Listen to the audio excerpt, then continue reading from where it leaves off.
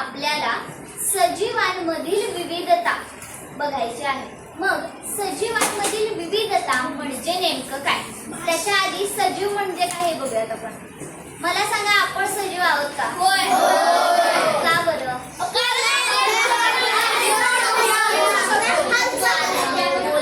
हालचाल होते आपली, आपण श्वसन करतो, बरोबर? हा टेबल घेतो का श्वास? बरोबर. आता याचाच अर्थ काय? आपण सजीव आहोत.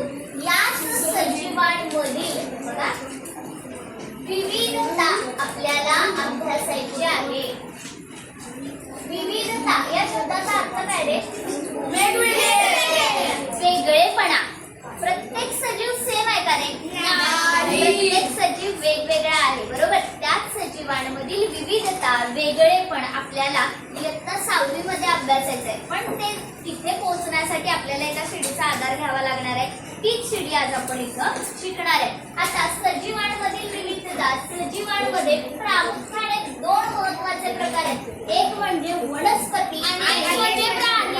Very good. दुसरा म्हणजे प्राणी. सुरुवात आपण करूया वनस्पतींपासून. बघा, वनस्पतींचे जे काही वेगवेगळ्या वनस्पती आहेत त्यांचं थोडंसं आपण निरीक्षण किंवा आज थोडी माहिती घेणार आहे.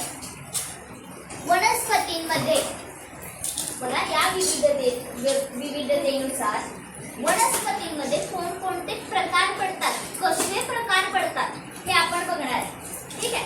आता मला सांगा, आपण 3 उदाहरणं घेऊया, छोटी छोटी. एक पहिलं म्हणजे आंबा. आंब्याचं झाड. दुसरं म्हणजे जास्वंदी, जास्वंदाचं झाड. आणि तिसरं म्हणजे तुळस. आता मला सांगा, मी 3 वनस्पती तुम्हाला सांगितल्या, आंब्याचं झाड, जास्वंदीचं झाड आणि तुळस. मग मला सांगा, या 3ही वनस्पती सेम आहेत का? मला सांगा, सगळ्यात छोटी वनस्पती नंतर सगळ्यात मोठं झाड, बरोबर? 3 वनस्पतींची उदाहरणं घेतली. 3ही वेगवेगळी आहेत. आता 3 वेगवेगळी आहेत. हे सगळ्यात लहान आहे, हे जरासं मोठं आहे आणि हे जरासं त्यापेक्षा जास्त मोठं आहे. हे आपण त्याचं कंपॅरिझन केलं, त्याची तुलना केली. कशावरून त्याची तुलना केली? Very good. शौर्यासाठी टाळ्या. उंचीवरून आपण त्याची तुलना केली, बरोबर? थोडक्यात काय तर आपण त्याचं वर्गीकरण करतोय. म्हणजे काय? वेगवेगळ्या गटात त्यांना टाकतोय, त्याचं वर्गीकरण करतोय. पण तो गट जो आपण पाडतोय, तो गट कशावरून काढतोय? तर तो त्याच्या उंचीवरून, जाडीवरून काढायचं, बरोबर? जाडीवरून सुद्धा काढू शकतो. पाण्याच्या वर. Very good. बघा, आता हळूहळू मी एक गोष्ट सांगितली तर कशा बाकीच्या गोष्टी बाहेर पडायला लागल्यात. म्हणजे ह्या गोष्टी सगळ्या आपल्याला शिकायच्या आहेत त्याच्या खोडावरून. म्हणजेच काय? वनस्पतीच्या वेगवेगळ्या अवयवांवरून त्याचं वर्गीकरण करता येतं थोडक्यात, बरोबर? आता आपण कशावरून वर्गीकरण केलं वनस्पतीचं? उंचीनुसार. आता फक्त उंचीनुसारच होतं असं नाही. जसं आता अभिमन्यूने सांगितलं त्याच्या जाडीनुसार, जसं राजवीरने सांगितलं, काय सांगितलं? त्याच्या पानानुसार होतं, त्यानंतर त्याच्या खोडानुसार होतं, या अवयवानुसार, बरोबर आहे ना? सगळेच अवयव आले ना वनस्पतीचे त्यामध्ये? कशाला फुल लागत नाही किंवा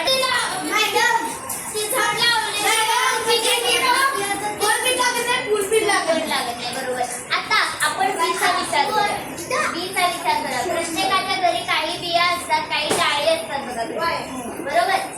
हरभरा किती जणांनी बघितलाय? शेंगदाणा किती जणांनी बघितलाय? बरं, मला सांगा, मका किती जणांनी बघितलाय? मका बघितलेला.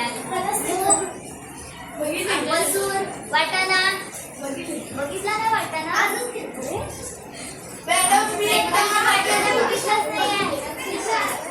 वाटाण्याचा भात असतो की नाही इथं? काय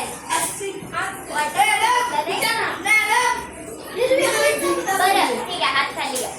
हे सगळ्यांनी बघितलेलं आहे, बरोबर? अशा या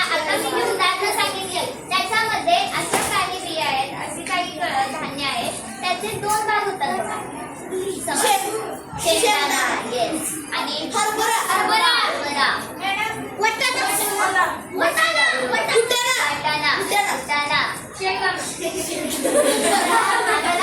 वाटाणा, बरं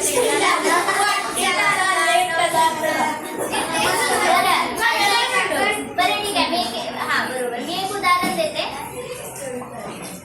मका नाही होत दोन भाग. बरोबर, करू शकत नाही. बरोबर, कणसाचा एक दाणा घ्यायचा, दोन भाग करता येतात नाही येणार. ठीक आहे. अजून एक उदाहरण देते. ज्वारी गहू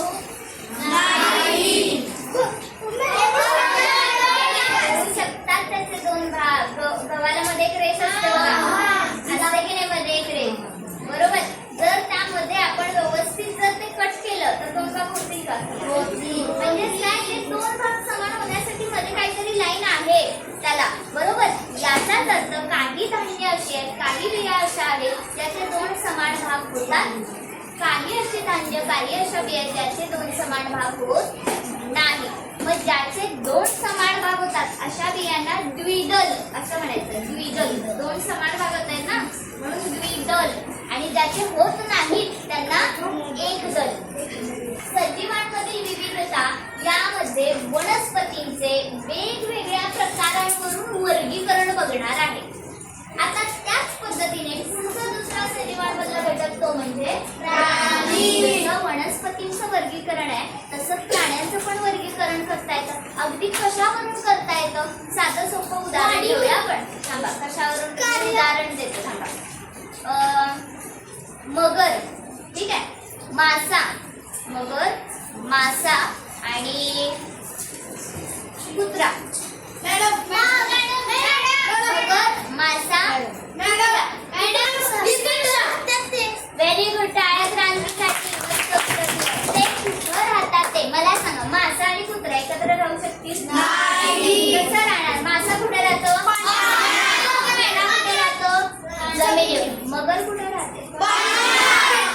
आणि म्हणजेच काय, हे प्राणी कुठे राहतात यावरून सुद्धा त्यांचं वर्गीकरण पडतं बघा. पाण्यात राहणाऱ्यांना काय म्हणतो आपण?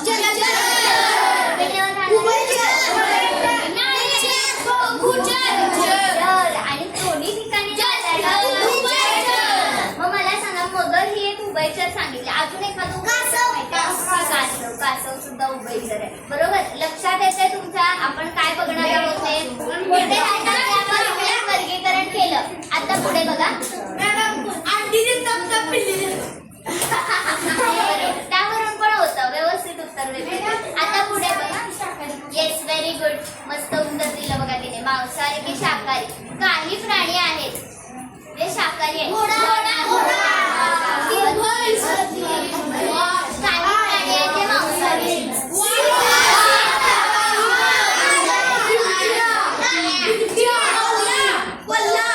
याचाच अर्थ ते काय खातात यावर